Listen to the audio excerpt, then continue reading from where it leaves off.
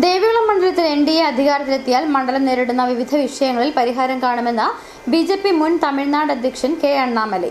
ഭൂമി പട്ടയ വിഷയങ്ങളും വന്യജീവി വിഷയവും മണ്ഡലത്തിൽ നിലനിൽക്കുന്നുണ്ട്. വീടില്ലാത്ത തോട്ടം തൊഴിലാളികളുടെ പ്രശ്നമടക്കം എസ് രാജേന്ദ്രൻ ദേവികുളം മണ്ഡലത്തിൽ വിജയിച്ചെത്തിയാൽ പരിഹരിക്കുമെന്നും കെ അണ്ണാമലൈ മൂന്നാറിൽ എൻഡിഎ പൊതുസമ്മേളനത്തിൽ സംസാരിക്കവേ പറഞ്ഞു.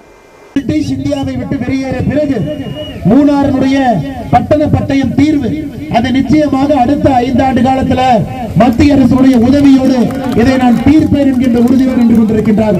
அது மட்டுமல்ல, கேரளாவில் குறிப்பாக இந்த இடுக்கி மாவட்டத்தில் மூணாறு பகுதியில் இந்த பகுதியில் 2021க்கு பிறகு நம்முடைய ஜாதி சான்றிதழ் வாங்குவதும் கூட கொஞ்சம் கஷ்டமாக இருக்கு.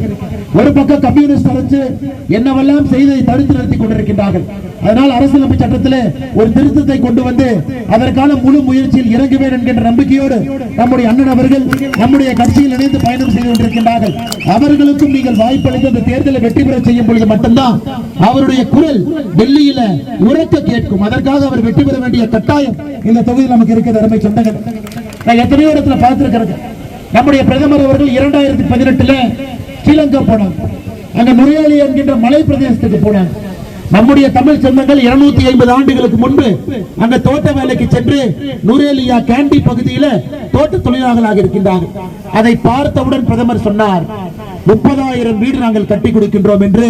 இலங்கையில் இருக்கக்கூடிய தமிழ் தோட்ட தொழிலாளர்களுக்கு 30,000 வீடு நாம் கட்டி கொடுத்து அதை திறந்திருக்கின்றோம்.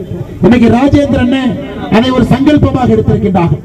இந்த பகுதியில எல்லாம் லைன் வீடுகளாக இருக்கு. எத்தனையோ வீடுகள் பிரிட்டிஷ் காலத்தில் கட்டப்பட்ட வீடுகள். ஒரு தீ வந்தாலும் கூட அங்கே பிரச்சனை ஆகிறது. அதனால 50,000 வீடுகளை நான் பிரதமர்கிட்ட பேசி இந்த பகுதியில் இருக்கிற தோட்ட தொழிலாளர்கள் கொண்டு வருகின்றனர் என்கின்ற பெரிய உறுதிமொழியோடு அண்ணன் ராஜேந்திரன் அவர்கள் ஈடுபட்டிருக்கின்றார்கள்.